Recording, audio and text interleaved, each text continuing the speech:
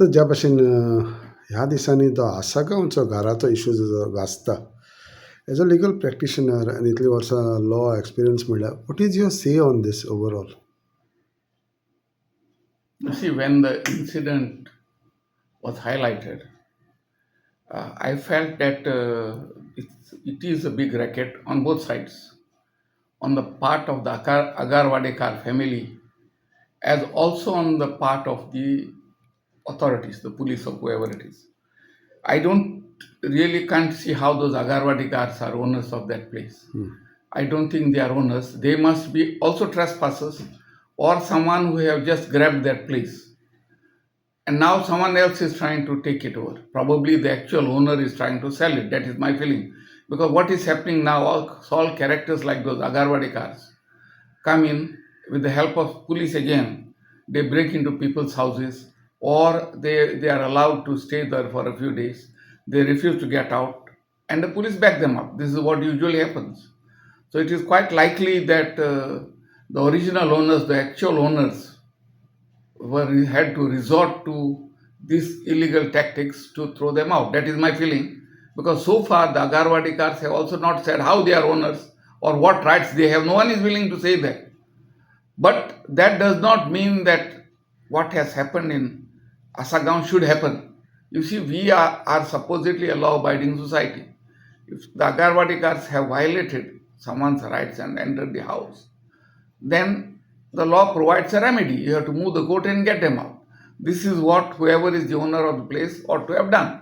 Merely by selling a house in illegal occupation of someone doesn't give the purchaser the right to throw those people out forcibly, because the law lays down how to throw him out. So to that extent, the entire episode is illegal. But what strikes me is that it has been done clearly with the connivance of the highest level of the police, as it is now clearly in the open. And this is not an isolated case. It's happening routinely with the top level of the police officers being taken care of and the lower level police officers being made bakras. It is not to say that the lower level officers are not above corruption. But in this case, it is very clear that the small time officers, the PI and the PSIs, have been compelled to withhold legal action by the higher officer. Now, what will the government do? This is important. See, we have to protect our own officers, not the IPS officers who come here, fly by night and go back the next day. Our own police officers, the PI, PSI, they have been definitely influenced and coerced not to take action. What is the government doing about this? This is very important for me as a citizen. Why are those officers being placed under suspension while that the head who is responsible for it is going scot-free? This is the question that every citizen should be asking. Those small-time officers should, I think, be reverted back to their original positions. Maybe you transfer them, but there's no point in suspending them because they were acting under orders. And we know in the police, orders come by telephone, orally.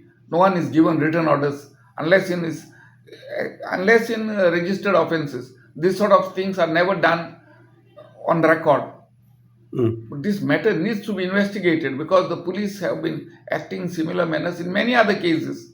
This is not an isolated case.